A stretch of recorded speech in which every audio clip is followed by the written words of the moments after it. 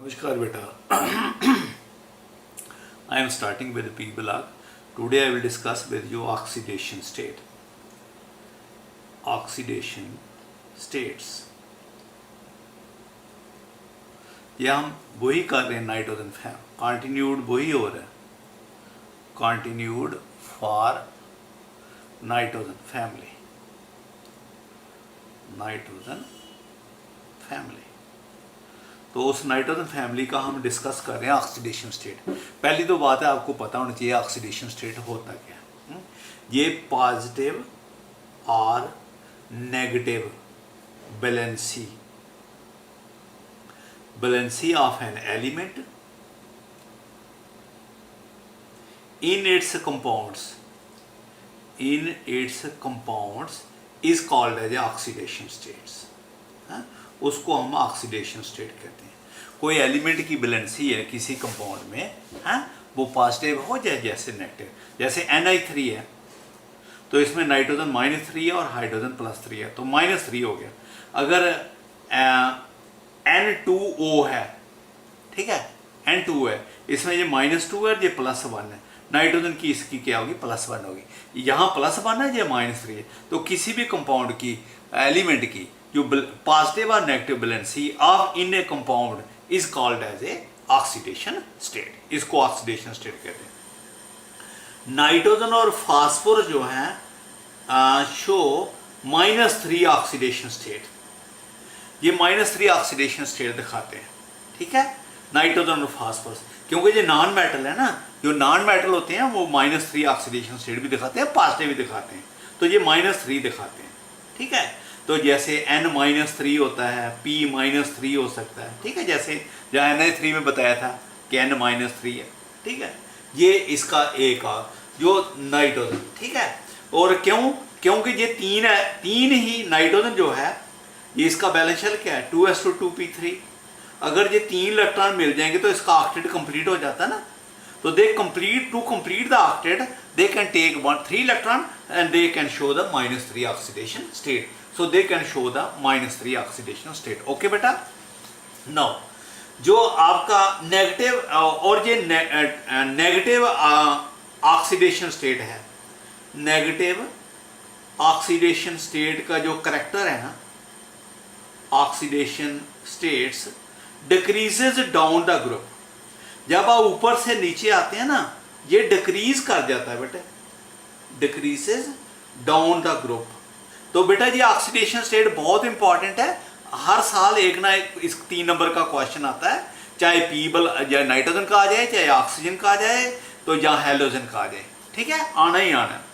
तो ये decreases down the group क्योंकि ऊपर से नीचे मेटालिक करैक्टर बढ़ता है तो उनका नेगेटिव ऑक्सीडेशन स्टेट नहीं हो सकता। समझा कि बेटा, ये हो गया। Nitrogen can show 3 valency only, 3 oxidation state only, चाहे प्लस का है चाहे ऑक्सीडेशन स्टेट्स। क्यों? बिकॉज ऑफ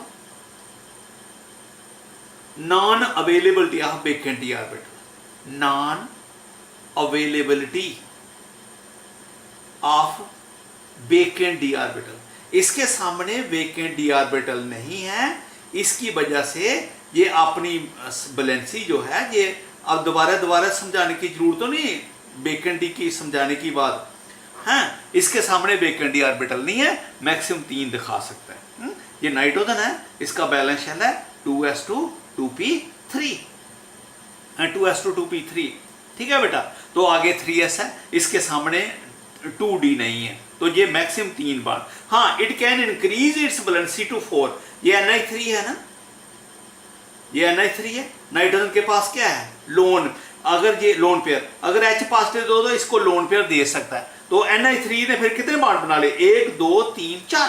तो nitrogen can increase its valency two 4, ठीक है। 3 तो बताता है इनकी वजह से, लेकिन 4 ही बढ़ा देता है by using its lone pair of electron. Nitrogen can increase its covalency कह दो या वैलेंसी कह लो, ये कोवैलेंट बॉन्ड बनाना बेटा 1 2 3 4, इसके लिए कोवैलेंसी कहते हैं। इट्स कोवैलेंसी कोवलेंसी टू 4, ये अपनी कोवलेंसी 4 तक बढ़ा सकता है। जो अदर्स मेंबर हैं, other members can increase to 5 and more than that also, can increase to 5 and more than that also, more than that also, 5 से ज्यादा ही बना सकते हैं। क्यों?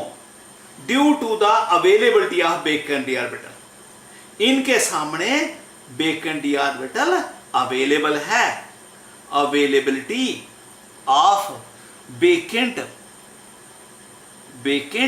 डी ऑर्बिटल, इनके सामने बेटे बेकेंट डी ऑर्बिटल है। इसलिए जैसे आर्सेनिक ले लें, नाइट्रोजन फास्फोरस आर्सेनिक, तो ये हो गया नाइट्रोजन 2 3 4s2 4p3 4d0, तो ये s में 2 इलेक्ट्रॉन है और p में 3 अनपेड है, ये 3 बॉन्ड बना सकता है इनकी वजह से, और d खाली पड़ा है, ठीक है। और अगर इसकी एक्साइटेशन हो जाए तो ये इलेक्ट्रॉन जहां जा सकता है, तो 5 हो गए, फिर पहले 3 बताए फिर 5 हो गए, और दूसरा 5 बनाने के बाद 5 बार तो बना लिए, लेकिन ये उससे भी ज्यादा बना सकता है। कैसे? ये इसके सामने बेकेन डी ऑर्बिटल है ना, कोई दूसरा एलिमेंट है, जैसे ये फ्लोरीन नेगेटिव है, ठीक है, ये अपना लोन पेयर देना चाहता है किसको? किसी को, तो ये फिर एक और बॉन्ड बना लिया इसने। क्यों बनाया? क्योंकि ये बेकन डी ऑर्बिटल है, तो ये बेकन डी ऑर्बिटल में किसी से लोन पेयर एक्सेप्ट भी कर सकता है। तो अपनी बैलेंसी इसलिए लिखा मैंने मोर देन दैट आल्सो, 5 से ज्यादा भी बढ़ा सकता है, 6 बैलेंसी बनाता है। जैसे SbF6 होता है, अरे 5 के बजाय 6 बना लिए, 5 बॉन्ड तो इसकी वजह से 1 2 3 4 5, और एक फ्लोरीन और लोन पेयर ले लिया इससे, इधर से तो फ्लोरीन से कोवलेंट बॉन्ड बना लिया शेयर करके, और जहां लोन पेयर लेके बना लिया है, तो इसने 6 बॉन्ड भी बना लिए हैं। तो ये जो दूसरे मेंबर हैं, they can show the valency up to 5 and more than that also है। और जब आउट, ठीक है, this is regarding oxidation states. दे बेटा ये 3 नंबर का आता है, ध्यान से सुन लिया है, this is regarding oxidation state है। हर ग्रुप में हमने ये डिस्कस करना है, ठीक है। ओके बेटा, नेक्स्ट थोड़ा सा पढ़ा लेते हैं, और अभी है थोड़ा कम है। देखो अब है, नेक्स्ट है डेंसिटी। डेंसिटी इनकी जो है इंक्रीजेज डाउन द ग्रुप, इनकी डेंसिटी जो है वो बढ़ती है डाउन द ग्रुप, क्योंकि डेंसिटी जो होती है वो मास पर यूनिट वॉल्यूम होता है, और जब ऊपर से नीचे आते हैं मास बढ़ रहा है, ठीक है, तो इसलिए डेंसिटी भी बढ़ रही है, ठीक है। Nature of bonding, nature of bonding, देखो बेटा ध्यान से सुनना बात जी, हर यहां प्रॉपर्टी का कोई मतलब है। नेचर ऑफ बॉन्डिंग, नाइट्रोजन जो है फॉर्म्स पाई बॉन्ड आल्सो, ये पाई बॉन्ड भी बनाता है, सिग्मा भी बनाता है, पाई भी बनाता है, ठीक है। जैसे ये Ni3 में तो इसने सारे कौन से बॉन्ड बना लिए? सिग्मा। लेकिन अगर आप आरसीएन देखते हो C, तो जहां ये एक सिग्मा है और ये 2 क्या है? पाई बॉन्ड है। तो नाइट्रोजन जो है can form pi bond also, ठीक है, हैं? तो दूसरे जो हैं वो पाई बॉन्ड नहीं बनाते। सो इसकी वजह से नाइट्रोजन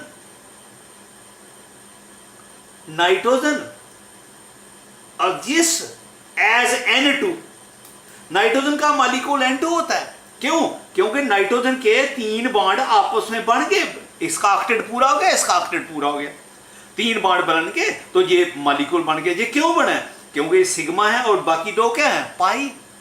तो नाइट्रोजन का N2, तो दूसरे मेंबर जो है others exist as P4 AS4 SB4 Bi4 वो नहीं बनाते 2। क्यों? क्योंकि वो पाई बॉन्ड नहीं बनाते। वो पी कैसे एग्जिस्ट करता है? ऐसे ऐसे करता है। 4 बॉन्ड हैं, इसने कितने बॉन्ड बना लिए हैं? एक कोवलेंट बॉन्ड हैं, ये 2 बॉन्ड इसने बना दिया P4। ये ऐसे एग्जिस्ट करता है। क्यों? ये आपस में भी एक बना लेते हैं इधर ऐसे। तो देख लो कितने बॉन्ड हो गए, 1 2 3 बॉन्ड हो गए इसके भी। नाइट्रोजन ने 3 बनाए, 1 2 3, लेकिन नाइट्रोजन ने बीच में सिग्मा बनाया और फिर पाई भी बना लिया। लेकिन फास्फोरस ने ये भी सिग्मा, ये भी सिग्मा और ये भी सिग्मा, ये डबल बॉन्ड नहीं बनाते, पाई बॉन्ड नहीं बनाते। इसकी वजह से ये do not exist as P2AS2, they exist as P4। मेरी बात समझिए?